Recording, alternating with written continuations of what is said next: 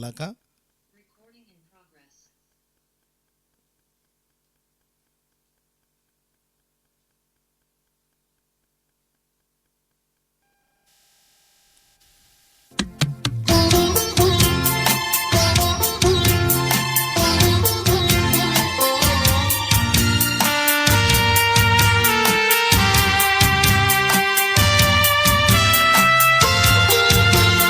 मंदिर खुदाई पाक का प्यारो तुम्ही तो हो, घर उसका पाक रखना वो भी तुम्ही तो हो। मंदिर खुदाई पाक का प्यारो तुम्ही तो हो, घर उसका पाक रखना वो भी तुम्ही तो हो।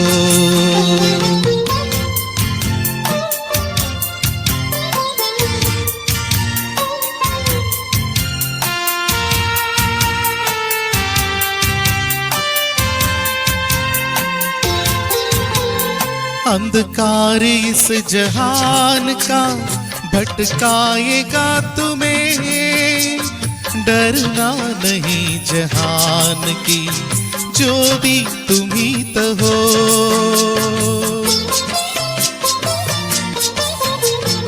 अंधकार इस जहान का भटकाएगा तुम्हें, डरना नहीं जहान की ज्योति तुम्ही तो हो। मुंजी मसीह पाक का खत भी तुम्ही तो हो, घर उसका पाक रखना वो भी तुम्ही तो हो। खुदाई पाक का प्यारो तुम्ही तो हो, घर उसका पाक रखना वो भी तुम्ही तो हो।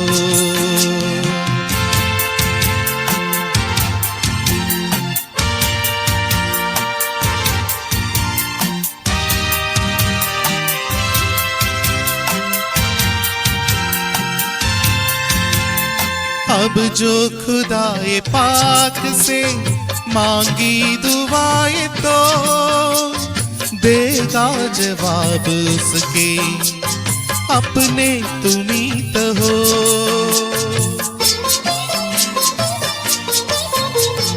अब जो खुदाए पाक से मांगी दुआएं तो देगा जवाब उसके अपने तुम्ही तो हो। मुंजी मसीह पाक का खत भी तुम्ही तो हो, घर उसका पाक रखना वो भी तुम्ही तो हो। मंदिर खुदाई पाक का प्यारो तुम्ही तो हो, घर उसका पाक रखना वो भी तुम्ही तो हो। मंदिर खुदाई पाक का प्यारो तुम्ही तो हो, घर उसका पाक रखना वो भी तुम्ही तो हो, वो भी तुम्ही तो हो, वो भी तुम्ही तो हो। Praise Lord. धन्यवाद ब्रदर, बहुत सुंदर गाना प्रस्तुत करने के लिए। प्रभु आपको और भी इस्तेमाल करें। अभी हम लोग संदेश में जाएंगे। हमारे बीच में ब्रदर सिमोन बाबू जॉर्ज अमेरिका के हैं और बहुत अच्छी तरह से हम लोग को पूरा डीपली में समझा रहे हैं। उत्पत्ति का किताब ख़त्म हुआ और अभी आज हम लोग एक्सोडस में जाएंगे, काहे कि पिछले सप्ताह ही एक्सोडस शुरू हो गया था, निर्गमन। आज हम सुनेंगे, आज भी और भी गहराई से सुनेंगे भाई के द्वारा से, और हमारे भाषा में ट्रांसलेट करेंगे टिंकू ब्रदर, टिंकू जॉन, और उनके लिए प्रार्थना करेंगे कि हमारे भाषा में प्रभु ने अच्छे से सरलता से साथ वो प्रस्तुत कर सके। और इस संदेश के लिए प्रार्थना करेंगे छपरा से जुड़े हुए सोनू भाई, और संदेश के लिए प्रार्थना करेंगे और ट्रांसलेटर के लिए।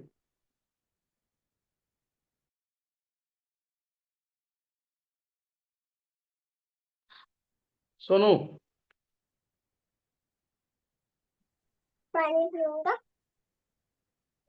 पानी पीऊंगा, पानी पीऊंगा, पानी ये पीऊंगा। आपका वाला। हाँ जी भैया। खाऊंगा।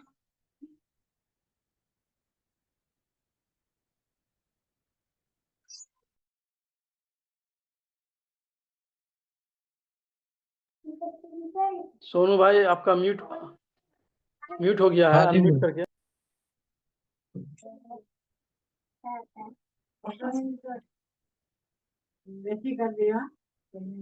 प्रार्थना भैया। प्रार्थना कीजिए सोनू भाई। आज का संदेश के लिए और ट्रांसलेट के लिए टिंकू भाई ट्रांसलेट करेंगे। सिमोन बाबू जॉर्ज वो हमारे बीच में निर्गमन का किताब को समरी ऑफ निर्गमन किताब को करेंगे, प्रस्तुत करेंगे। उनके लिए प्रार्थना करेंगे।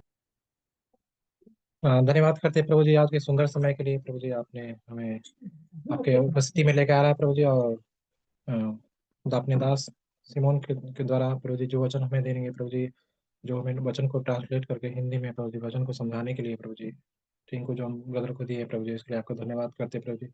वचन के द्वारा हमसे बातें कीजिए प्रभु जी, वचन के द्वारा मनो खोलिए प्रभु जी, वचन को प्रभु जी हमसे बातें करके वचन संचित रूप से समझाइए प्रभु जी, ताकि वचन हमारा हृदय में बना रहे प्रभु जी। इस वचन को संदेश के लिए आपको हाथों में छोटे छोटी सी प्रार्थना में जीवित परमेश्वर उद्धार करता चरणों को समर्पित करता हूँ प्रभु जी। आमीन ब्रदर, आमीन। आज का वचन के लिए जी भैया। ओके, थैंक यू सोनू भाई। आप बंद कीजिए अपना। आज का संदेश के लिए सिमोन ब्रदर और ट्रांसलेट के लिए टिंकू ब्रदर, आपका स्वागत है।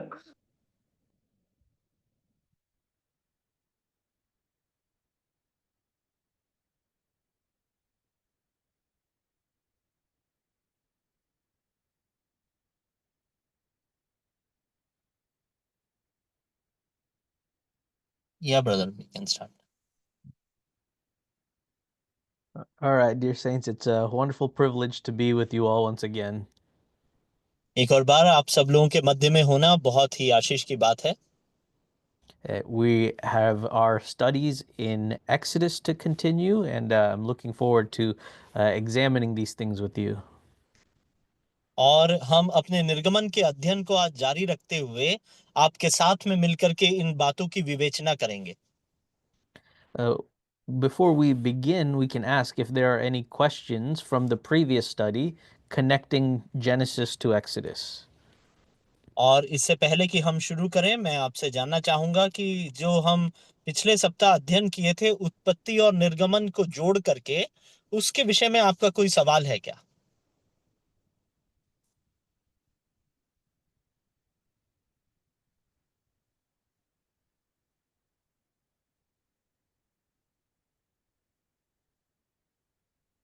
किसी को अगर कोई सवाल है तो अनम्यूट करके आप पूछ सकते हैं उसी संबंध में जो हमने पिछले सप्ताह अध्ययन किया था उसके संबंध में। एक क्वेश्चन है निर्गमन का 4:24 में और 25 में कि तब ऐसा हुआ कि मार्ग पर सराय में यहोवा ने मूसा से भेंट करके उसे मार डालना चाहा। ये मार डालना चाहा, इसका यहाँ पे क्या कारण है? ब्रदर, जो क्लास हुआ है उसके संबंध में पूछने से सही रहता, क्योंकि ये सब विषय फिर बाद में बताएंगे। ठीक। I was telling him that regarding the subject that you taught, a question can be arised from that only. Is it okay? Yes, good. Otherwise, we will be diverted and. Yes, sure. Yeah. So he was asking some other question from Exodus. Okay. So Okay, maybe so I we'll told him cover that, it soon. Yeah. हाँ भाई, हो सकता है कि हमें जब समय मिलेगा तो हम उसे भी कवर करेंगे। और कोई सवाल उस संबंध में? देखिए, हमारा अध्ययन का विषय था कि उत्पत्ति का कैसे निर्गमन और उत्पत्ति आपस में कैसे जुड़े हैं। तो हम उसके विषय में अगर हमारा कोई सवाल है जो पिछले सप्ताह हमने सीखे थे तो उससे संबंधित सवाल जरूर पूछिएगा।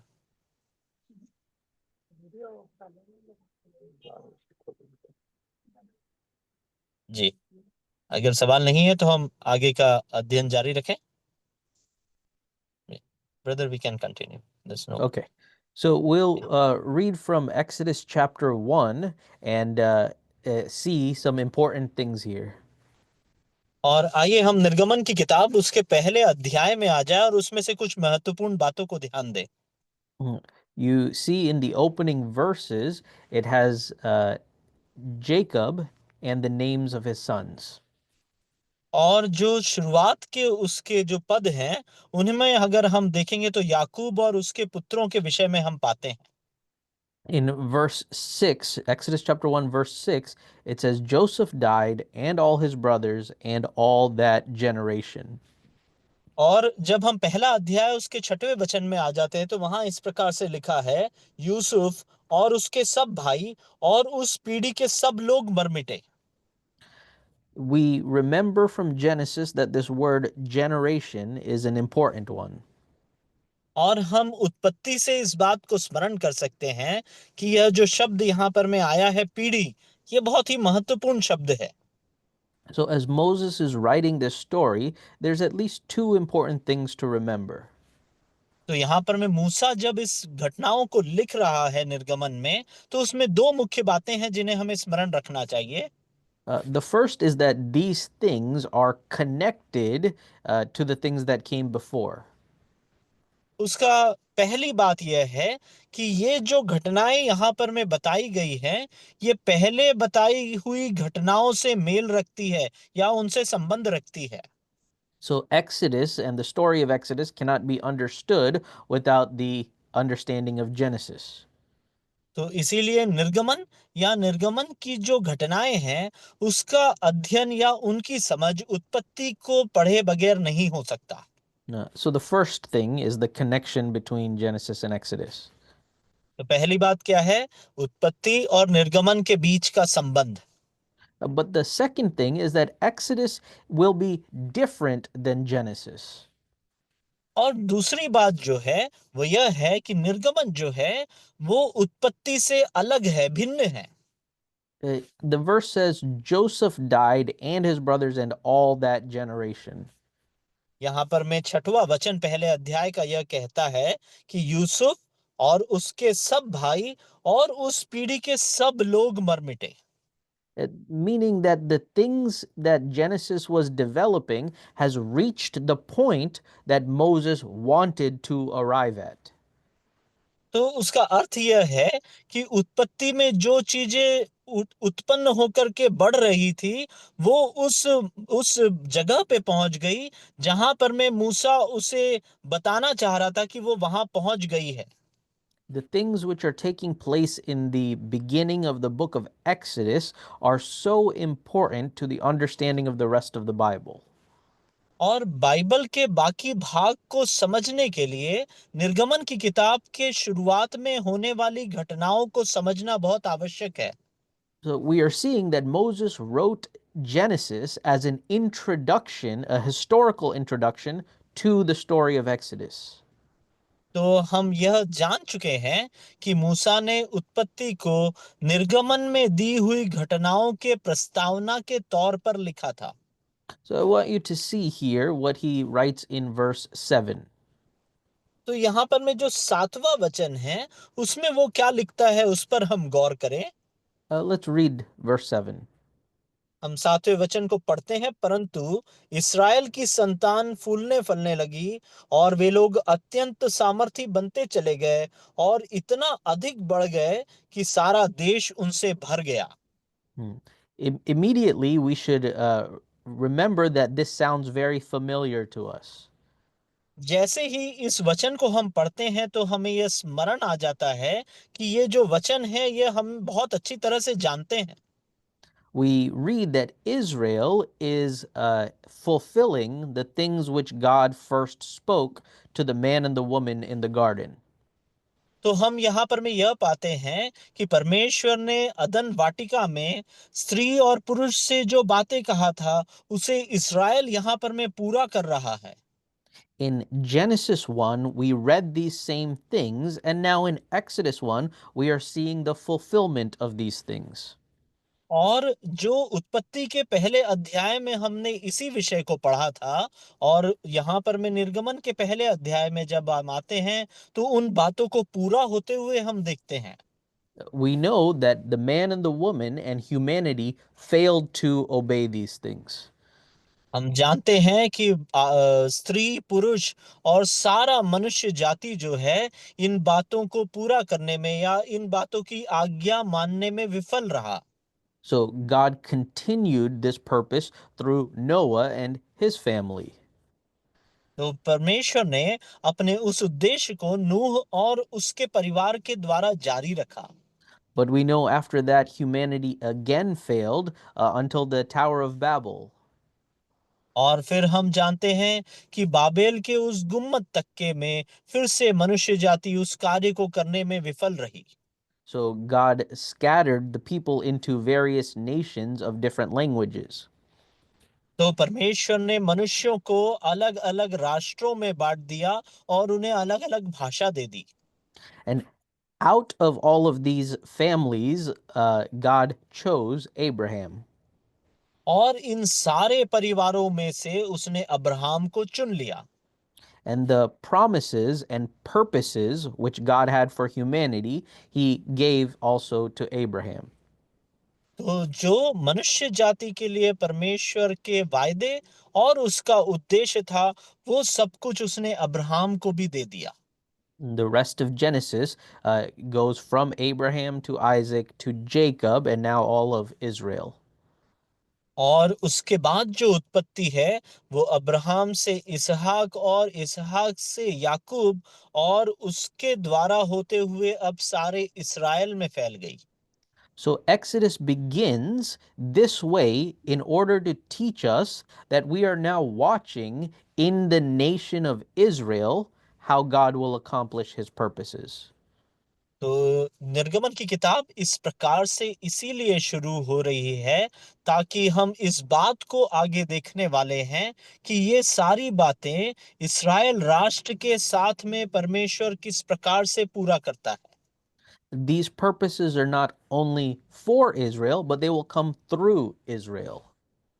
ये जो उद्देश्य है परमेश्वर का वह सिर्फ इज़राइल के लिए ही नहीं है पर ये इज़राइल के द्वारा होने वाली है।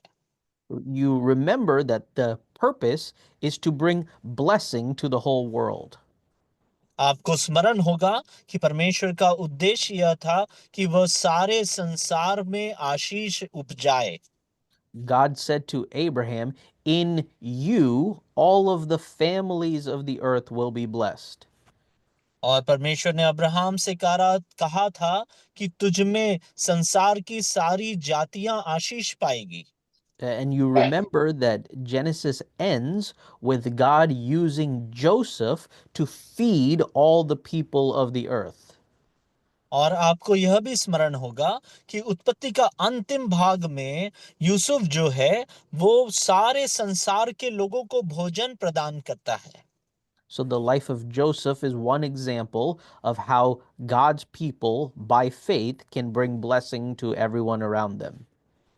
तो यूसुफ का जीवन एक उदाहरण है कि परमेश्वर के जन किस प्रकार से विश्वास के द्वारा परमेश्वर की आशीष को सबों के लिए ला सकते हैं। So here as we begin Exodus chapter 1, I want to remind you of one important number that we learned in Genesis. और जब हम यहाँ पर में निर्गमन की किताब उसके पहले अध्याय के अध्ययन से शुरू करते हैं तो उत्पत्ति में एक अंक जिसे हमने स्मरण किया था सीखा था उसे मैं याद दिलाना चाहता हूँ। You remember that in Genesis chapter 6, God was about to judge the world for their wickedness. और छठवां अध्याय उत्पत्ति का जो था उसमें आपको स्मरण होगा कि परमेश्वर मनुष्य को या संसार को उसकी दुष्टता के आधार पर न्याय करने वाला था। In Genesis chapter 6, God was going to bring the flood, and he says the number of man's years shall be 120. और जब परमेश्वर छठवां अध्याय उत्पत्ति का में जल प्रलय के द्वारा मनुष्य पर न्याय लाने वाला था उस समय वो कहता है मनुष्य की आयु 120 वर्ष तक रहेगी। We know that the Bible says only one person that lived to 120 years old. और हम जानते हैं कि बाइबल हमें यह बताती है कि एक ही मनुष्य था जो 120 साल तक जीवित रहा। Some in the early chapters of Genesis lived much longer, and others lived less, but only one person is said exactly 120 years. और कुछ लोग उत्पत्ति में हम पढ़ते हैं कि 120 से कहीं अधिक वर्षों तक जीवित रहे, और उसके बाद के कुछ लोग ऐसे हैं जो 120 से कम वर्षों तक जीवित रहे, पर एक ही मनुष्य ऐसा है जो बराबर 120 वर्ष तक जीवित रहा। In Deuteronomy chapter 34, verse 7, we read this. और व्यवस्था विवरण उसका अध्याय 34 उसके 7वें वचन में हम पढ़ते हैं। Deuteronomy 34 के 34, 7 verse में 7. मूसा अपनी मृत्यु के समय 120 वर्ष का था। It is Moses alone who reaches this age that God told us in Genesis. उत्पत्ति में परमेश्वर ने जो मनुष्य का उम्र बताया था, सिर्फ मूसा ही एकमात्र था जो उस उम्र तक पहुंचा। This is important to our study of the book of Exodus. जब हम निर्गमन की किताब का अध्ययन करते हैं तो ये बात हमारे लिए बहुत अहमियत रखती है। Moses is writing the story so that he can reach his own lifetime. मूसा इस घटनाओं को इसीलिए लिख रहा है कि वो अपने जीवन काल को पूरा कर सके। Because in his own lifetime, God teaches a very important lesson. क्योंकि उसके जीवन काल में परमेश्वर एक बहुत ही अहम शिक्षा दे रहे हैं। And I want to make sure that we also are understanding this lesson. और मैं यह तय कर लेना चाहता हूं कि हम सब भी उस शिक्षा को प्राप्त कर लें। So first I will tell you the lesson, and then we will see how Moses wants us to learn it. और इसीलिए मैं पहले आपको वो शिक्षा जो परमेश्वर ने दी वो बताऊंगा, और फिर हम इस पर गौर करेंगे कि किस प्रकार से मूसा हमें यह शिक्षा देता है। The lesson is this, that God demonstrates his glory in giving salvation through judgment. और वह शिक्षा यह है कि परमेश्वर अपनी महिमा का प्रदर्शन न्याय के द्वारा उद्धार देकर करता है। This is an important lesson for the entire scriptures. और ये पूरे जो पवित्र शास्त्र है उसमें पाई जाने वाली एक शिक्षा है, अहम शिक्षा है।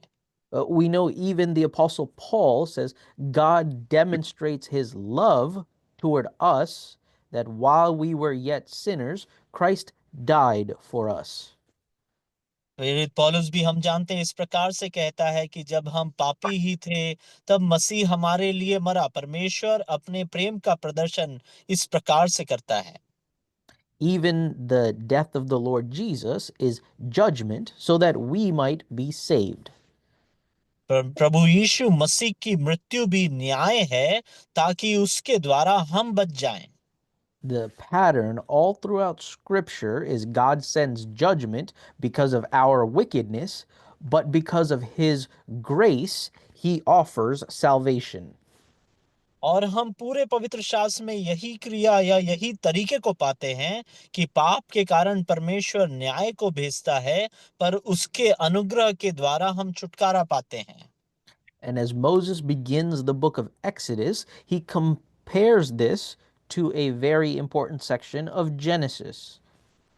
और जब निर्गमन की किताब की शुरुआत मूसा करता है तो वह उसकी तुलना उत्पत्ति की किताब के एक प्रमुख भाग से करता है।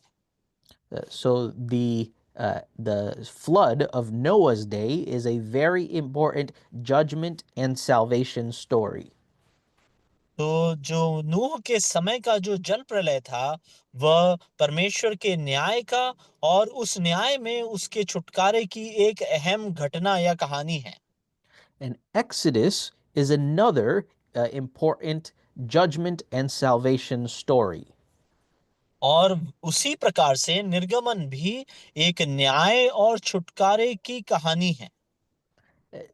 The children of Israel are an untaught people, and so Moses repeats these details to aid their learning.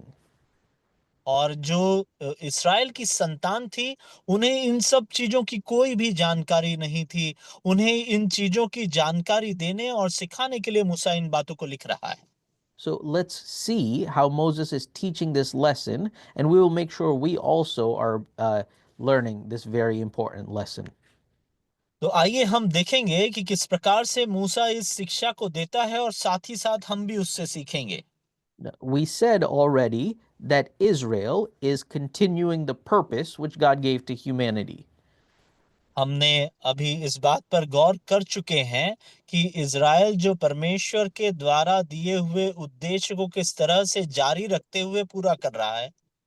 And we understand that as the children of Israel are multiplying, this is God fulfilling his promise to Abraham. तो हम इस बात को भी समझ चुके हैं कि जैसे जैसे इस्राएली लोगों की संख्या बढ़ते जा रही है, परमेश्वर ने वह वायदा जो उसने अब्राहम से किया था, उसे वह इन लोगों के द्वारा पूरा करता जा रहा है। And we see that a Pharaoh arose over Egypt who did not know Joseph or his family. और हम इस बात को सीख पाते हैं कि एक ऐसा राजा फिरौन आ जाता है जो यूसुफ और उसके परिवार के विषय में कुछ भी नहीं जानता है। This Pharaoh fears the children of Israel, and so he responds to them as an enemy. तो यहाँ पर में जो राजा आ जाता है, उसे इस्राएल की संतानों से डर लगने लगता है और उन्हें वह अपना दुश्मन मान करके वैसा बर्ताव उनके साथ करता है। This enemy wishes to destroy them and put them to death. और यह उनसे दुश्मनी लेकर के उन्हें नाश करना चाहता है और उन्हें मार डालना चाहता है। And it is important for us to realize that the difficulty Pharaoh gives to the children of Israel fits the pattern of the curse that came through sin. और हमें इस बात को समझना चाहिए कि जो कठिनाइयां इस्राएलियों के जीवन में फरौन के द्वारा आती है, वो उसी तरीके की चीज है जो पाप के कारण जो श्राप मनुष्य ने पाया, वैसी घटना ही है वो भी। In Genesis, God said to the man, "You must work by the sweat of your brow," and to the woman, he said, "You will have difficulty in childbearing." और मनुष्य से पुरुष से परमेश्वर यह कहते हैं श्राप देते हुए कि तुझे अपने पसीना बहा करके खेती करना होगा, और स्त्री से यह कहते हैं कि तू तेरे द्वारा तू पीड़ा के द्वारा बच्चा जनेगी। In Exodus chapter 1, Pharaoh is attacking them through difficult labor and the childbearing. और यहाँ पर में जो है फिरौन जो है, यहाँ पर में उन्हें कठिन परिश्रम और बच्चों के ऊपर दंड के द्वारा परेशान कर रहा है या श्राप दे रहा है। So we see that the enemies of Israel are on the side of the great enemy and of the curse. और इसीलिए हम पाते हैं कि इस्राएल के जितने भी विरोधी हैं, वो श्राप के भाग में हैं या श्राप के भाग के लिए काम कर रहे हैं। So this story is not only about Israel and Egypt, but about God's people and God's enemies. तो इसीलिए यह जो कहानी है, वो सिर्फ इज़राइल और इज़राइल के दुश्मनों के विषय में नहीं है, पर परमेश्वर के जन और परमेश्वर के विरोधियों के विषय में है। So the things which are taking place in our lives concerning the enemies that we face will also be true in this story. तो हमारे जीवनों में जिस प्रकार से हम दुश्मनों का सामना करते हैं, वह भी इसी घटना से मेल खाता है। And here, Moses presents Pharaoh as one great enemy. और यहाँ पर में मूसा जो है, फिरौन को एक महान दुश्मन की तरह पेश करता है। Pharaoh here is acting against Israel the same way that God acted against humanity in Genesis. जिस प्रकार से परमेश्वर ने उत्पत्ति में मनुष्य के खिलाफ में कार्य किया, ठीक उसी प्रकार से फिरौन यहाँ इजरायलियों के खिलाफ काम कर रहा है। In Genesis, God was going to judge humanity and put them to death by the flood. और उत्पत्ति में परमेश्वर मनुष्य का न्याय करते हुए उसे जल प्रलय के द्वारा मार डालना चाह रहा था। Here, what we are seeing, Pharaoh is intending to destroy the children of Israel. यहाँ पर में हम क्या देखते हैं, फिरौन इस्राएल की संतान को नाश कर देना चाहता है। But see at the very final verse of Exodus chapter 1 how he commands them they should do this. और देखिए निर्गमन की किताब उसके पहले अध्याय के अंतिम वचन में वो किस प्रकार से इजरायलियों को आज्ञा देता है कि तुम्हें यही करना होगा। You can read verse 22. 22वें वचन को मैं पढ़ता हूं। तब फिरौन ने अपनी सारी प्रजा के लोगों को आज्ञा दी, इब्रियों के जितने बेटे उत्पन्न हो उन सबों को तुम नील नदी में डाल देना और सब बेटियों को जीवित रहने देना। Pharaoh intends to destroy the sons of Israel by the water. और फिरौन जो है वो इजराइल की संतानों को या इजराइल के पुत्रों को पानी में डाल करके नाश कर देना चाहता था। This alone is not enough to make a connection to Genesis 6, but Moses puts many other connections. और सिर्फ यही बात इस वचन को के द्वारा हम 6वां अध्याय उत्पत्ति से इस निर्गमन को नहीं जोड़ सकते, परंतु इसके अलावा भी और भी बहुत सारी घटनाएं मूसा बताता है जिससे हम इसे 6वें अध्याय उत्पत्ति से जोड़ पाते हैं। The story of Moses is the story of Noah. मूसा की जो कहानी है वही कहानी नूह की कहानी है। Here in Exodus chapter 2, we read about how Moses was delivered from this death. और जब हम दूसरा अध्याय निर्गमन का देखते हैं तो हम यह पाते हैं कि इस प्रकार से मूसा मृत्यु से बचा लिया गया था। In Genesis, death is coming to all the sons of man, and here in Exodus, death is coming to all the sons of Israel. और जो उत्पत्ति की किताब है उसमें हम पाते हैं कि मनुष्य की सारी संतानों पर मृत्यु आ रही थी, और यहाँ पर में निर्गमन में हम पाते हैं इस्राएल के सारे संतानों पर मृत्यु आ गई थी। In Genesis, God tells them to build an ark and to cover it with tar and pitch. और हम उत्पत्ति में पाते हैं कि परमेश्वर उन्हें एक जहाज बनाने बोलता है और उस पर लेप लगाने कहता है, टार का लेप लगाने कहता है। Please read what Moses says in Exodus chapter 2, verse 3. और आप जरा ध्यान पूर्वक दूसरा अध्याय निर्गमन का और उसके तीसरे वचन में मूसा क्या कहता है उसे अगर हम पढ़ें तो, जब वह उसे और छिपा न सकी तब उसके लिए सरकंडों की एक टोकरी लेकर उस पर चिकनी मिट्टी और राल लगाई और उसमें बालक को रखकर नील नदी के किनारे कांसों के बीच में छोड़ आई। The sons of Israel are thrown into the water, and even Moses goes into the water, but he is preserved through this basket. इस्राएल के जो पुत्र थे उन्हें पानी में डाल दिया जा रहा था, मूसा को भी पानी में डाल दिया गया, पर वह बचाया जाता है इस टोकरी के द्वारा। In the Hebrew, the word that Moses uses for this basket is the same word used of the ark which Noah built. और इब्रानी भाषा में जो शब्द का इस्तेमाल नूह के जहाज के लिए किया गया था वही शब्द का इस्तेमाल इस टोकरी के लिए भी किया गया है। So in Genesis, we have an ark covered with tar and pitch which enters into the water. और उत्पत्ति की किताब में हम एक ऐसे जहाज के विषय में पढ़ते हैं जिस पर लेप लगाया गया था और वो पानी में होकर के निकलता है। The same thing is happening at the birth of Moses. और वही बात मूसा के जन्म के दौरान भी होती है। So we see that Pharaoh is judging Israel in the same way that God judged humanity. तो इसीलिए हम यह पाते हैं कि फिरौन इज़राइल का उसी प्रकार से न्याय करने लगता है जैसा कि परमेश्वर उस समय में मनुष्य जाति का न्याय करता है।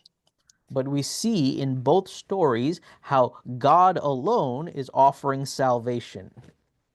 पर हम दोनों घटनाओं में इस बात को भी देखते हैं कि सिर्फ परमेश्वर ही उद्धार का मार्ग देता है।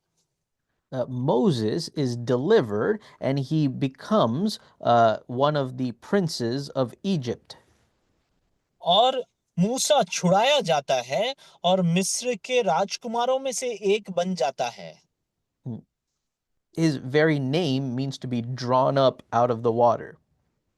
और उसके नाम का अर्थ भी यही है कि पानी में से निकाला हुआ। And as he grows in Egypt, we see that God had many important plans for him. और हम यह पाते हैं कि जैसे हाँ जैसे वह मिस्र देश में रह करके कि बढ़ने लगता है तो परमेश्वर का उसके जीवन पूरा के प्रति बहुत सी योजनाएं रहती हैं। यहाँ Please आवाज आ note कर one दिया important thing at the end of Exodus chapter 2. Excuse me brother, Saurabh भाई आपका शायद ये चालू है, उसको म्यूट करिएगा। जी thank you brother, please. Yeah. So you see an important thing happening at the end of Exodus chapter 2. और निर्गमन की किताब उसके दूसरे अध्याय के अंतिम भाग में एक बहुत ही महत्वपूर्ण घटना होती है। We see that Moses kills one of the Egyptians who were being harsh to one of the Hebrews. और हम वहां पर में पाते हैं कि निर्गमन के दूसरे अध्याय के अंतिम भाग में मूसा एक मिस्री की हत्या कर देता है। But please note what he writes in verse 13. और आप अगर गौर करें कि 13वें वचन में वो क्या लिखता है। It says he saw there was two Hebrews struggling with each other. 13वें वचन में यह लिखा है, फिर दूसरे दिन बाहर जाकर उसने देखा दो इब्री पुरुष आपस में मारपीट कर रहे हैं। This reminds us of the struggle between Cain and Abel and by Joseph and his brothers. और यह जो घटना है वो हमें उस घटना को स्मरण दिलाती है कि केन और हाबिल भाइयों में झगड़ा था, यूसुफ और उसके भाइयों में आपस में झगड़ा था। As the story begins in Exodus, we are seeing that humanity has all of the same problems which they have been having since the beginning. और जैसे जैसे निर्गमन की किताब का आरंभ हम देख रहे हैं, हम इस बात को पा रहे हैं कि मनुष्य जाति में वही परेशानियां आज भी बनी हुई है जो शुरू में थी। We know that Moses must flee away from Egypt so that Pharaoh does not strike him down. हम इस बात को भी जानते हैं कि उसके बाद मूसा को मिस्र देश छोड़ करके भागना पड़ता है ताकि वो फिरौन के उस न्याय से बच जाए। He becomes a shepherd in the wilderness. और फिर वो जंगल में जाकर के नई जगह में जाकर के चरवाहा बन जाता है। This is what Abraham and Isaac and Jacob, all of them were shepherds in the wilderness. इसी प्रकार से अब्राहम, इसहाक और याकूब भी नए स्थान में अनजानी जगह में जाकर के चरवाहे का कार्य किए। We read one important thing God does at this time. एक महत्वपूर्ण चीज जो परमेश्वर वहां पे करते हैं उसके बारे में भी हम वहां पढ़ते हैं। We see that God remembers the Israelites. हम इस बात को देखते हैं कि परमेश्वर इस्राएलियों की सुधि लेता है। At the end of Exodus chapter 2, it says, verse 25, God saw the sons of Israel and God took notice of them. और दूसरा अध्याय निर्गमन का उसके 25वें वचन में हम पढ़ते हैं, परमेश्वर ने इस्राएलियों पर दृष्टि करके उन पर चित्त लगाया।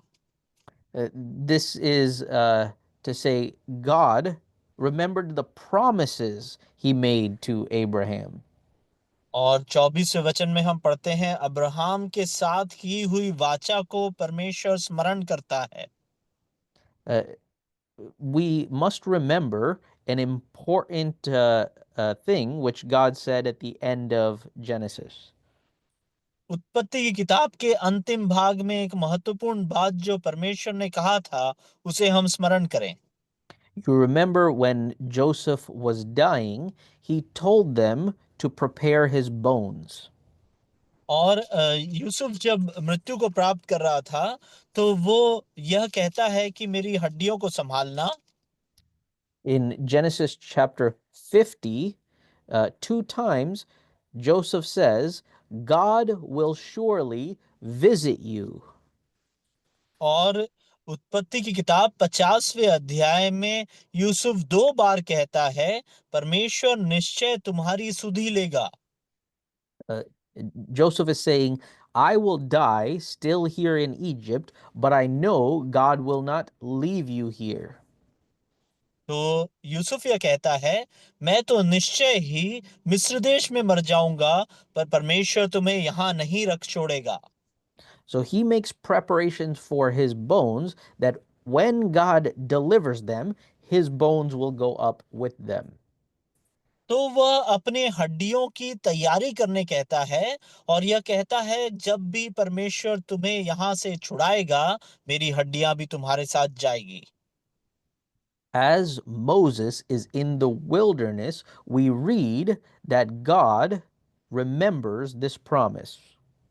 और जब मूसा उस नए जगह में था तो हम इस बात के विषय में पढ़ते हैं कि परमेश्वर उस वायदे को स्मरण करता है। In Exodus chapter 3, we read that the Lord appears to Moses. और निर्गमन की किताब 3 अध्याय में हम पढ़ते हैं कि परमेश्वर मूसा को दर्शन देते हैं। Next week, we will look at some of the actual deliverance, but this week I want to focus on how God speaks to Moses. और अगले सप्ताह हम परमेश्वर के छुटकारे को हम बहुत गौर से देखेंगे। इस सप्ताह मैं इस बात पर ध्यान देना चाहता हूं कि परमेश्वर किस प्रकार से मूसा से बात करता है। God appears in a burning bush to Moses. एक जलती हुई झाड़ी में परमेश्वर मूसा को दर्शन देते हैं। Moses sees this thing and he is amazed by it. और जब मूसा उसे देखता है तो अचंभित हो जाता है। God calls him and tells him to remove the sandals because he is entering holy ground. और परमेश्वर उसे आज्ञा देता है कि तू अपने पाँव की जूतियां उतार दे क्योंकि जिस स्थान में तू खड़ा है वो पवित्र है। Before we consider anything else, we must say how important this is. इसके पहले कि हम दूसरी चीजों पर ध्यान लगाएं, हमें यह कहना चाहिए कि ये कितना महत्वपूर्ण बात है।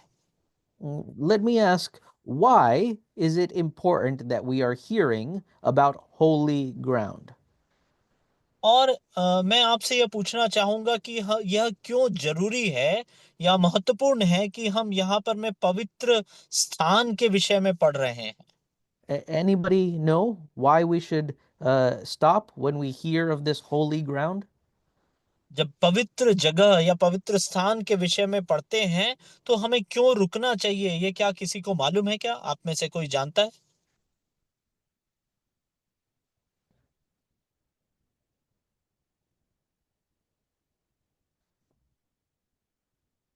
No, brother, we can.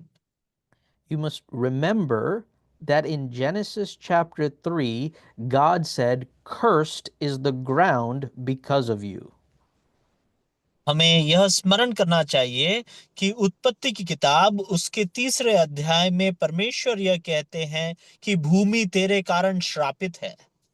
Because of man's sin, curse has spread throughout the earth. मनुष्य के पाप के कारण सारी पृथ्वी पर श्राप फैल जाता है। But here we see God visit with Moses in a place where there is holy ground. और यहाँ पर में हम पाते हैं कि परमेश्वर मूसा के साथ में मिलने के लिए ऐसी जगह पे आता है जहाँ पवित्र स्थान है, पवित्र भूमि है। When we read this, we should ask, can there be a way to overcome the effects, the power of the curse? जब हम इन भागों को पढ़ते हैं तो हमें यह सवाल उठाना चाहिए कि परमेश्वर के द्वारा दिए हुए उस श्राप से बचने का कोई मार्ग है क्या? Even before God speaks to Moses, we should have some thrill, some excitement that there can be a place where the curse does not infect everything. इससे पहले कि परमेश्वर मूसा से बात करता है, उससे पहले ही हमारे अंदर एक उत्साह होना चाहिए कि हम इस बात को जानें कि क्या इस प्रकार की कोई भूमि हो सकती है क्या जो श्रापित नहीं है। So God appears to Moses and says, I am the God of your father, Abraham, Isaac, Jacob. तो परमेश्वर मूसा पर प्रकट होकर के उसे यह कहता है, मैं तुम्हारे पितरों का अब्राहम, इसहाक और याकूब का परमेश्वर हूँ। God says, I have seen their suffering and I have given attention to their cry. और परमेश्वर यह कहते हैं कि मैंने अपनी प्रजा के लोगों के दुख को देखा है और उनके चिल्लाने की ओर अपना ध्यान लगाया है। He also says in verse 9, I have seen the oppression with which the Egyptians are oppressing them. और 9वें वचन में वो यह भी कहता है, उन्होंने जो मिस्रियों की जो अंधेर करना है, जो इस्राएलियों के खिलाफ हो रहा है, उसे मैंने देखा है। So here is an important thing in this story and also in our own lives. इस घटना में और हमारे जीवनों में भी एक मुख्य बात यहाँ पर में है। In this story, God is aware because of the promises he made to Abraham.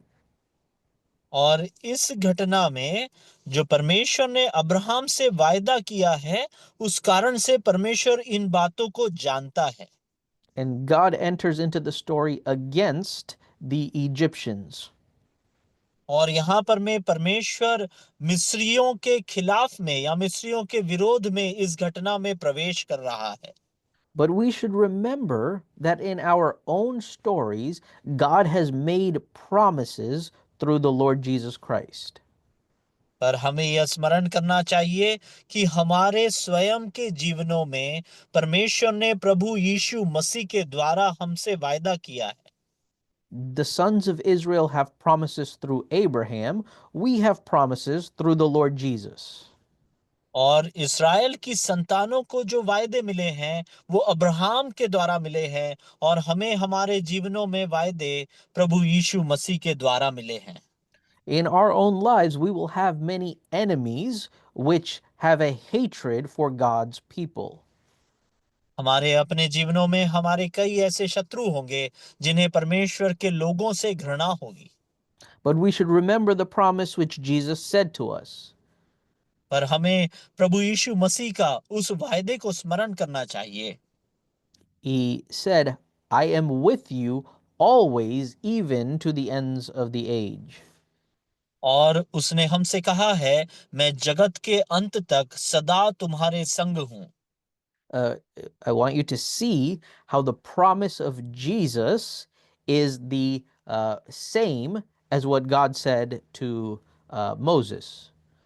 मैं चाहता हूं कि आप इस बात को समझ पाएं और देख पाएं कि परमेश्वर ने मूसा से जो बातें कहा वह प्रभु यीशु मसीह के हमारे साथ किए हुए वायदे से कितनी समानता रखता है। God sent Moses to Israel so that he could bring them into the promised land. परमेश्वर ने मूसा को इस्राएल में इसीलिए भेजा कि वो उन्हें वहां से लेकर के वायदे किए हुए जगह पर ला सके। God wanted to bless them by putting them into this land. परमेश्वर उन्हें इस वायदे किए हुए स्थान में पहुंचाकर आशीष देना चाहता था। But in our lives, it is the opposite. पर हमारे जीवनों में ठीक इसका विपरीत होता है। You remember that Jesus told the disciples, go into all the nations. आप स्मरण कीजिए कि प्रभु यीशु मसीह ने चेलों से कहा कि सारे संसार में सभी राष्ट्रों में चले जाओ। In Exodus, God wants to show his mighty power against Pharaoh. निर्गमन की किताब में परमेश्वर अपने महान सामर्थ का प्रदर्शन फिरौन के खिलाफ करना चाह रहा है। In our lives, God is showing his power against every enemy. हमारे जीवनों में परमेश्वर अपनी सामर्थ का प्रदर्शन हर शत्रु के खिलाफ कर रहा है। Do you remember that Jesus said to his disciples, "All authority in heaven and on earth has been given to me"? क्या आपको यह बात स्मरण है कि परमेश्वर अपने चेलों से कहते हैं कि इस संसार के और इसके आकाश का सारा अधिकार मुझे दिया गया है। He says, "Therefore you go into all the nations." इसीलिए तुम जाओ, सारे संसार में जाओ। The children of Israel can walk out of Egypt because of God's power. We can walk into all the places of the world because of God's power. इस्राएल की जो संतानें हैं वो मिस्र में से निकल करके आ जाती है परमेश्वर की सामर्थ्य के कारण, और हम लोग जो है वो परमेश्वर की सामर्थ्य के कारण सारे संसार में जा सकते हैं। So, in the difficult situations of our lives, we should remember that a mighty God is present and he is aware of our suffering. तो हमारे जीवन की कठिन परिस्थितियों में हमें इस बात को स्मरण रखना चाहिए कि एक महान सामर्थी परमेश्वर विद्यमान है और वो हमारे जीवनों में कार्य कर रहा है। We may have many people who oppose us in the course of our lives. हमारे जीवन कालों में बहुत से ऐसे लोग होंगे जो हमारा विरोध करते होंगे, But we should always remember that God is telling his story even in our lives. तो हमें हमेशा यह स्मरण करना चाहिए कि हमारे जीवनों में भी परमेश्वर यही आज्ञा दे रहे हैं। The main character in our own lives is the Lord Jesus. हमारे जीवन का सबसे मुख्य पात्र जो है वो प्रभु यीशु मसीह ही है। So the struggles we face are not about us and our enemy, but our struggles are for the sake of the glory of the Lord Jesus. तो हमारे जीवनों में जो कठिनाइयों का सामना हम करते हैं वो हमारे लिए या शत्रुओं के कारण नहीं, पर परमेश्वर प्रभु यीशु मसीह की महिमा के लिए होता है। And this is what God says to Moses. यही बात परमेश्वर मूसा से कहते हैं। God speaks to Moses and tells him to speak to the sons of Israel. परमेश्वर मूसा से कहते हैं और उनसे उससे यह आज्ञा देते हैं कि तू इस्राएल की संतानों से यह बातें कर। And Moses asks one important question. और वहां पर में मूसा एक महत्वपूर्ण सवाल उठाता है। Moses asks, the children of Israel will ask me, who is the God of our fathers? तो मूसा यह पूछता है कि अगर इस्राएल की संतान मुझसे पूछे कि हमारा ये परमेश्वर है कौन, They want to know his name. So God tells Moses, tell them, I am who I am. और वो उसका नाम जानना चाहते हैं, तो परमेश्वर मूसा को उत्तर देते हैं, मैं जो हूं सो हूं। God is saying to the children of Israel his very personal covenant name to them. और उसका स्वयं का प्रतिज्ञा किया हुआ नाम जो है वो परमेश्वर खुद से मूसा को बता रहे हैं। This is to remind us that we have a very special relationship to God. यह इस बात को हमें स्मरण दिलाने के लिए है कि हमारा परमेश्वर के साथ बहुत ही खास संबंध है। God is the creator God of all people everywhere.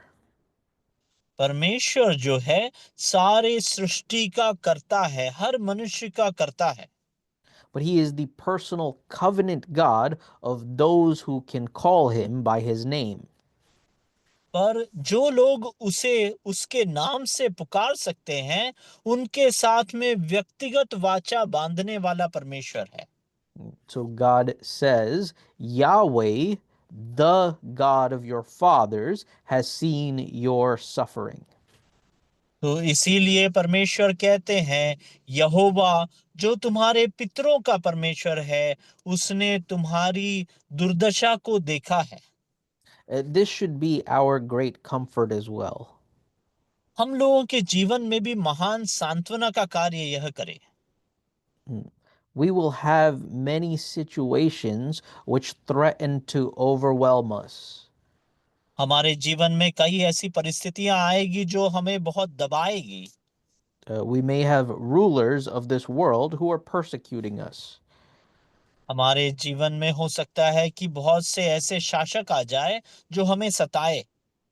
We may even face the challenges of sickness and perhaps even death. हो सकता है हम बीमारी के में पड़ जाए और यहाँ तक कि हम मृत्यु को भी प्राप्त कर लें। But in the midst of these things, God desires to tell us that I am with you. और इन कठिनाइयों के बावजूद उनमें होकर के भी परमेश्वर हमसे यह कहना चाहता है कि मैं तुम्हारे संग हूं। It was God who brought the children of Israel into Egypt, and it is God who will bring them out. और वो परमेश्वर ही था जो इस्राएलियों को मिस्र में ले आया, और वही परमेश्वर उन्हें मिस्र में से निकालेगा। It is God who has brought us into the difficult situations, and it is God who will bring us out. और वो परमेश्वर ही है जो हमें कठिन परिस्थिति में लेकर के आया है, और वही परमेश्वर हमें इस परिस्थिति से निजात भी देगा। God will never bring us into a situation simply to forsake us there. और हमें कहीं छोड़ देने के लिए परमेश्वर हमें किसी परिस्थिति में नहीं डालेगा। God sometimes brings us into the difficult situations in order to put his glory on display.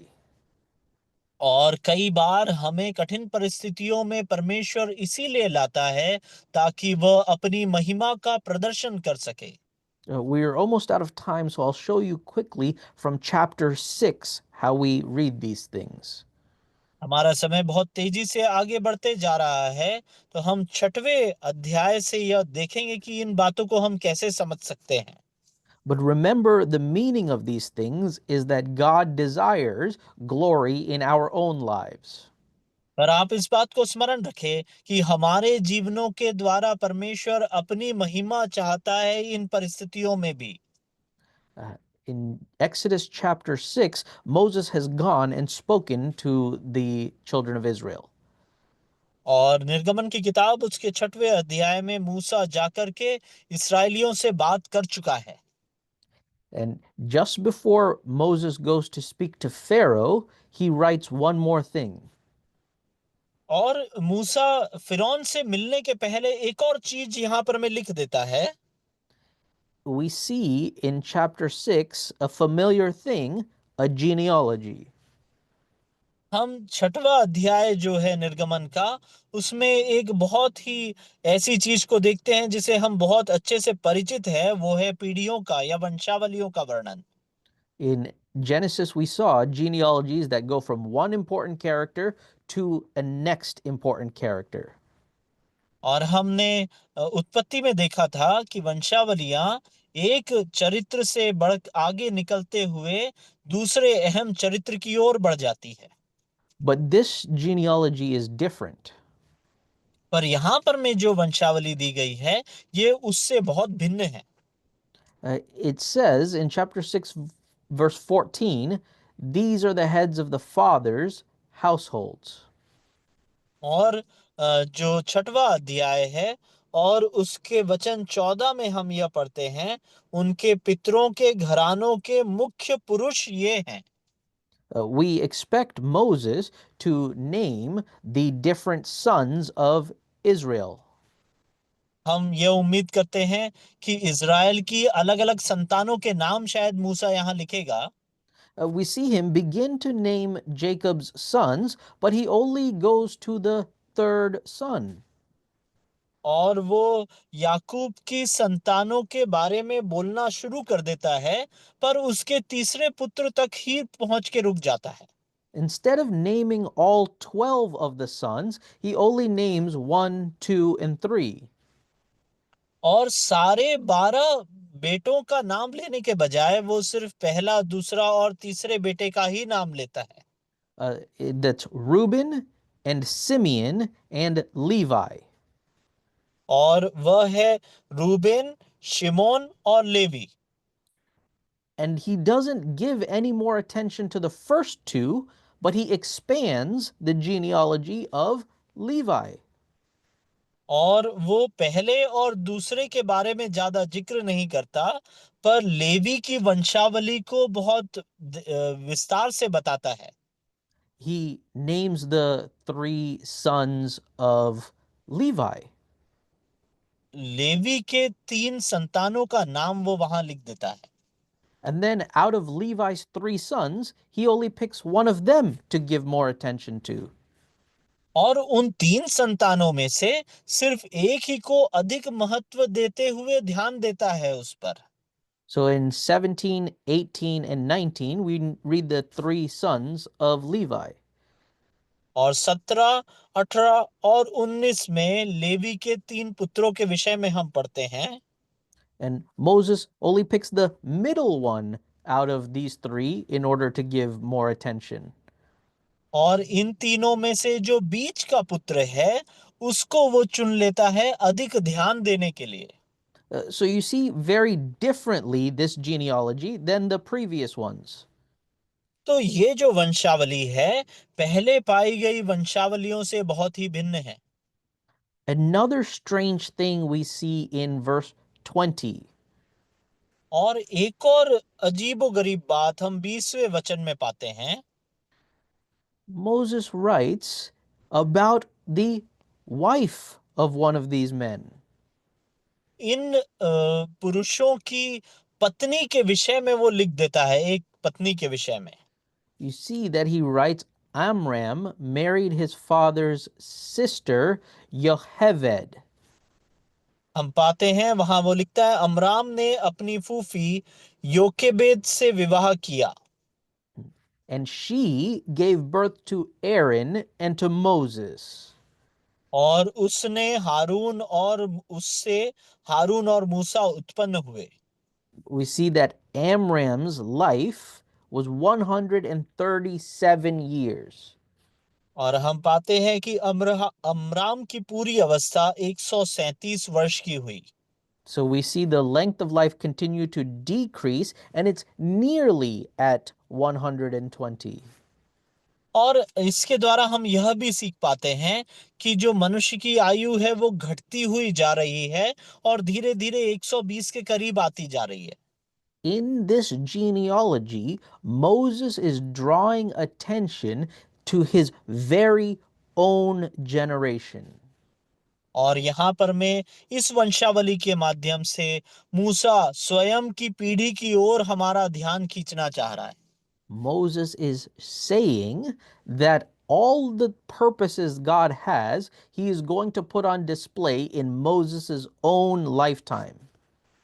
और मूसा यह कह रहा है कि परमेश्वर के सारे उद्देश्य जो हैं वो उसके स्वयं के जीवन काल में प्रदर्शित होने वाले हैं।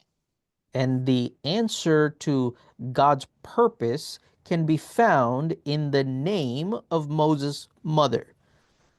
और जो परमेश्वर के इन चीजों का जवाब जो है मूसा की माता की नाम के अर्थ में हमें मिल जाता है। We may think Moses maybe included his mother's name because he loved her so much. हम इस प्रकार से विचार कर सकते हैं कि मूसा अपनी माता से बहुत अधिक प्रेम करता था, इसीलिए शायद उसने अपनी माँ का नाम यहाँ जोड़ दिया होगा। This may be true, but the meaning of her name shows us the great biblical truth of the story of the book of Exodus.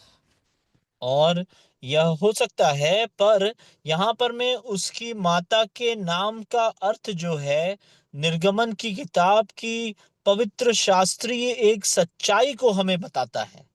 The name Yocheved is made of 2 words. Jochebed जो नाम है वो 2 शब्दों के मिश्रण से बना है। The first part, Yo, like Jehovah. पहला भाग जो है वो यहोवा को दर्शाता है। The second part, heved, meaning heavy or glory. केबेद जो भाग दूसरा भाग है वो महिमा को बताता है। So this name means the glory of Jehovah. तो इसके नाम का अर्थ है यहोवा की महिमा। Moses chooses to include the name of this woman in the genealogy, not because she is so special to him, but because her name is so special to this story. और यहाँ पर मैं मूसा इस स्त्री का नाम इसीलिए इस वंशावली में नहीं जोड़ता कि वो स्त्री उसके बहुत करीब है, पर इसीलिए जोड़ता है कि उसका नाम इस घटना के लिए, निर्गमन की कहानी के लिए बहुत ही महत्वपूर्ण है।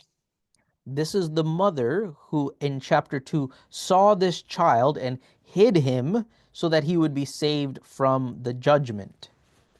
यह वही माता है जिसने दूसरे अध्याय में इस बालक को देखा और उसे छुपा दिया ताकि वह उस मृत्यु से बच जाए। Moses is saying that the glory of God will be put on display by what God uses this child to accomplish. मूसा यह कहना चाह रहा है कि परमेश्वर की महिमा का प्रदर्शन इस बच्चे के द्वारा पूरा किया जाएगा, जो भी कार्य परमेश्वर इस बच्चे से करवाना चाहता है उसके द्वारा। In chapter 6, verse 26 and 27, Moses says, "It was this same Aaron and Moses." और छठवां अध्याय उसके 27वें वचन में वो कहता है कि वही मूसा और हारून यह है। So Moses gives this genealogy and he leaves out many people so he can give attention to Moses and to Aaron. मूसा यह वंशावली को यहाँ लिखता है और उस वंशावली से बहुत सारे लोगों को छोड़ देता है, क्योंकि उसका उद्देश्य यह है कि वह इस बात को बता सके कि ये मूसा और हारून कौन है। He doesn't do this because he is selfish, but because he understands the purpose of his life is to bring attention to God's glory.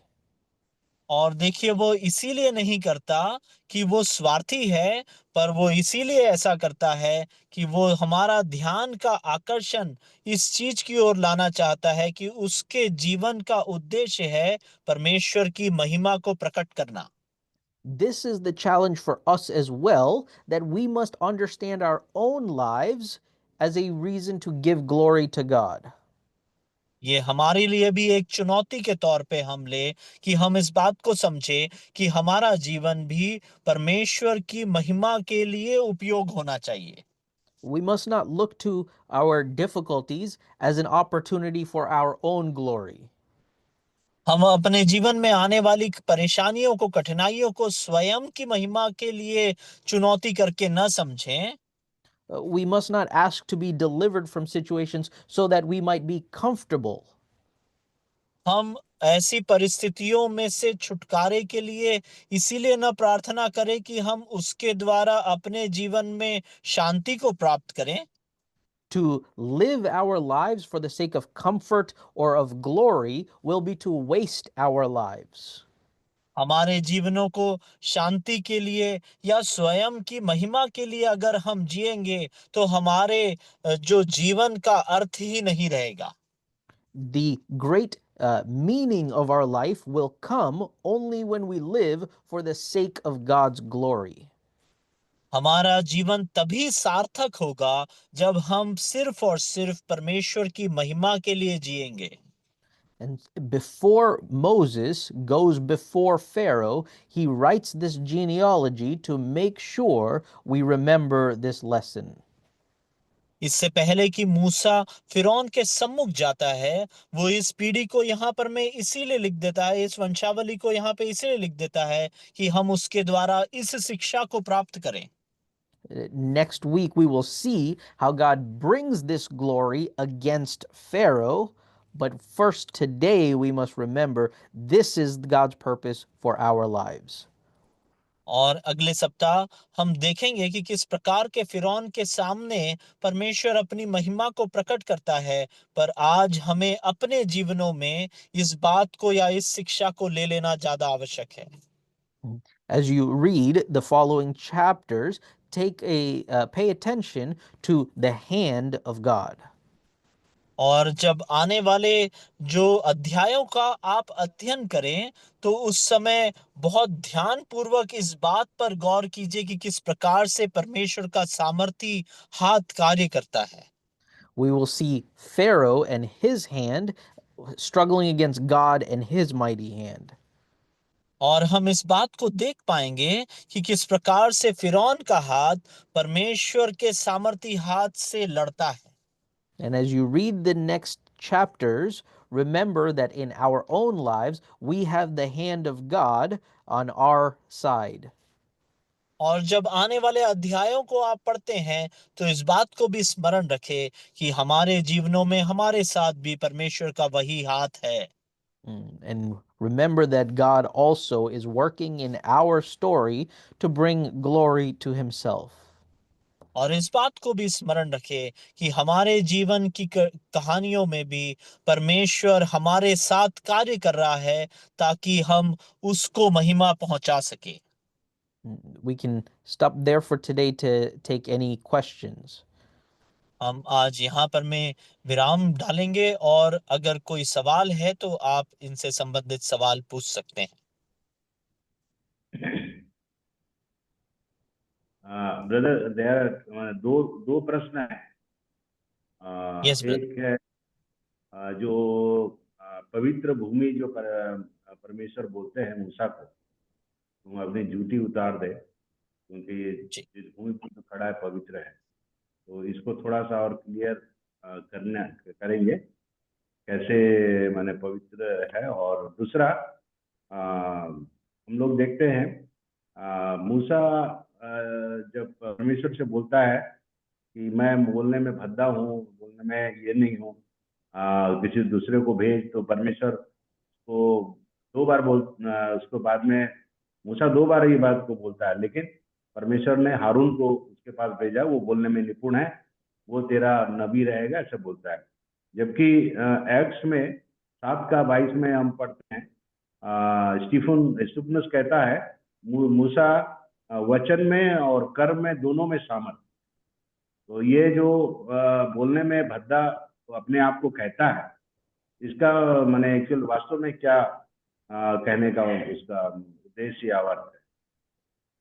Yeah, brother has two questions. First question is, when the Lord says that the land that you are standing is holy, how does the land become holy? That's the first question. If you can elaborate on that. Sure. Yeah. The process by which this happens is explained more in the book of Leviticus, where we see how God makes something holy. यह जो भूमि है वो किस प्रकार से पवित्र हो जाती है, वो हम लेवी व्यवस्था की किताब में उसका जो तरीका है उसके विषय में विस्तार में पढ़ते हैं कि किसी भी चीज को कैसे पवित्र किया जाता है। We don't read that this process took place in Exodus, but we understand if God's presence is there, it must be a holy place. और हम निर्गमन की किताब में उस प्रक्रिया को होते हुए नहीं पढ़ते हैं, पर हम यह जानते हैं कि कहीं पर में अगर परमेश्वर की उपस्थिति है तो वो पवित्र होती है। We will give special attention to these things, especially in Leviticus chapter 16. जब हम लेवी व्यवस्था की किताब उसके 16वें अध्याय में आएंगे तो इस प्रक्रिया के विषय में और भी गहन तरीके से सीखेंगे। God desires not only for that land to be holy, but he desires for his people to be holy. परमेश्वर सिर्फ उस भूमि को पवित्र करना ही नहीं चाहते, पर उनकी यह कामना है कि उनके जन भी पवित्र बन जाएं। Even more than ground, it is important for sinful people to be made holy, and the Bible has many answers for us here. और उस स्थान के पवित्र किए जाने से बढ़कर के पापी लोग पवित्र बन जाएं, वो परमेश्वर का उद्देश्य है, और उसके संबंध में पवित्र शास्त्र में बहुत से उत्तर हैं। So here we should only say it requires the shedding of blood, and for us it is the blood of the Lord Jesus Christ that makes us sinners into holy people. तो हम इस बात को यहाँ पर मैं यह कह सकते हैं कि पवित्र ठहराए जाने के लिए लहू बहाया जाना जरूरी था, और हमारे जीवनों में प्रभु यीशु मसीह के लहू के द्वारा हम पवित्र ठहराए गए। So that I think is the first question. So, yeah, brother. So second question is, Moses says that he is not good to talk, right? It is in the Yes. fourth chapter that he is Yes. not a good speaker. But when we see in Acts, Stephen says that Moses was very good in his speech and in act both. Yeah. So why does Moses say that he is not a good speaker? Yeah. So many theories are there, but we're not sure exactly which is the correct thing. इसके संबंध में बहुत सी बातें हैं, संभावनाएं हैं, पर उसमें से कौन सा एकदम सही है वो हम नहीं जानते। So as Stephen is speaking in Acts chapter 7, he is giving a summary of all of these things. जब स्टीफनुस 7वें अध्याय प्रेरितों के काम में कह रहा है, उस समय वो इन सारी घटनाओं का एक सारांश दे रहा है। He's saying that all that Moses did, the victory came through the Lord. और वो यह कहना चाह रहा है कि मूसा ने जो कुछ भी किया, उन सब में जो विजय आई वो प्रभु के द्वारा आई। But here is one important thing from the chapter we were studying just now. पर जिस अध्याय का हम अभी अध्ययन कर रहे थे, उसमें से एक महत्वपूर्ण बात यह है, at the end of Exodus chapter 6, God says something important to Moses. और छठवां अध्याय जो है निर्गमन का, उसके अंतिम भाग में परमेश्वर मूसा से एक बहुत खास बात कहते हैं। Moses says, verse 30, "Behold, I am unskilled in speech. How then will Pharaoh listen to me?" 30वें वचन में मूसा कहता है, परंतु मूसा यहोवा को उत्तर दिया, मैं तो बोलने में भद्दा हूं, और फिरौन कैसे मेरी सुनेगा। This is like what he said back in the previous chapter. और इसके पहले के अध्याय में भी वो इस बात को कहता है। But see God's answer in chapter 7. पर 7वें अध्याय में हम परमेश्वर का एक उत्तर पाते हैं। In chapter 7, verse 1, the Lord says to Moses, "See, I make you as God to Pharaoh, and your brother Aaron shall be your prophet." और वहां पर मैं 7वें अध्याय उसके पहले वचन में परमेश्वर मूसा से कहते हैं, सुन, मैं तुझे फिरौन के लिए परमेश्वर सा ठहराता हूं, और तेरा भाई हारून तेरा नबी ठहरेगा। This is an incredible thing, right? God says, "Moses, you will be like God." और ये बहुत ही अद्भुत बात है, परमेश्वर मूसा को कहते हैं तू परमेश्वर के समान रहेगा। And Aaron will speak, and he will be considered like the prophet for Moses. और तेरे बदले में हारून बात करेगा, और वो तेरे एक भविष्यवक्ता या नबी के समान रहेगा।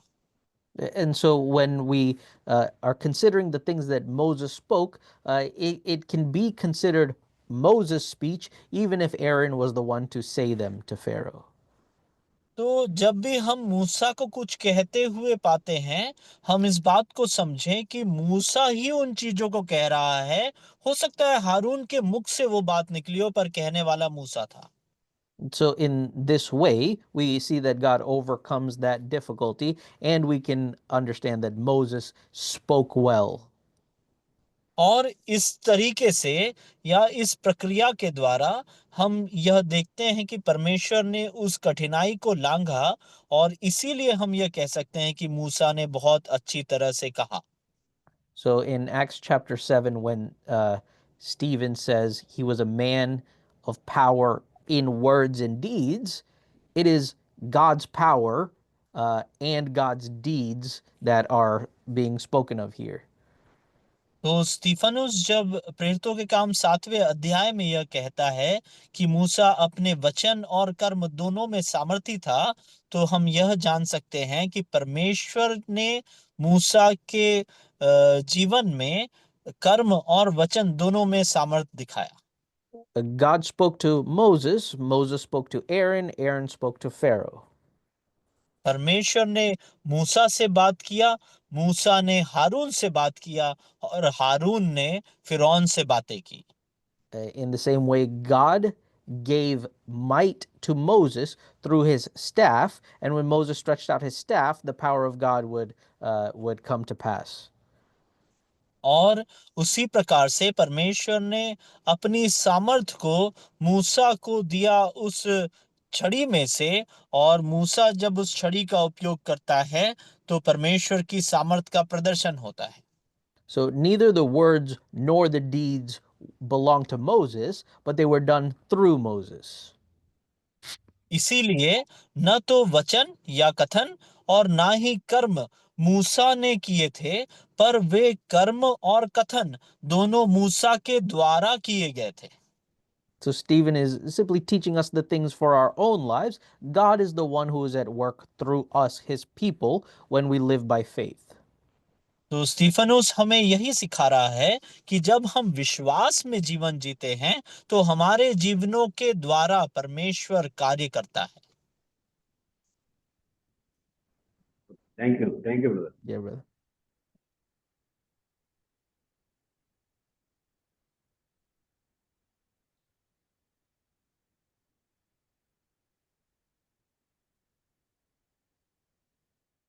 और कोई सवाल है भाई लोग?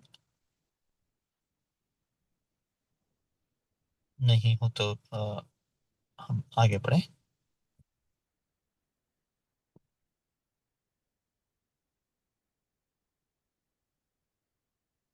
Okay, brother, I think that's it. No other questions. Okay, brother. Yeah, then we Yeah. can close our meeting in prayer.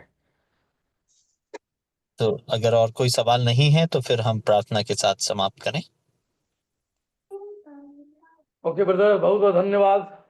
सुंदर सा संदेश, एक अच्छा